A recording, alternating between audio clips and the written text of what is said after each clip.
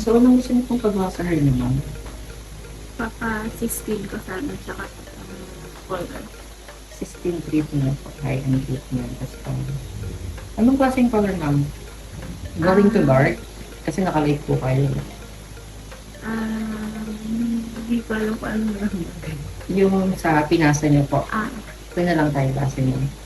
So, 16 mo medyo, may ano si 16 mo eh, medyo magla-lighten yung color, mag-fade po. So, darker na lang po tayo ng konti doon para ma-achieve natin yung gusto yung color. Para ma-achieve po natin. I'll try my best pa.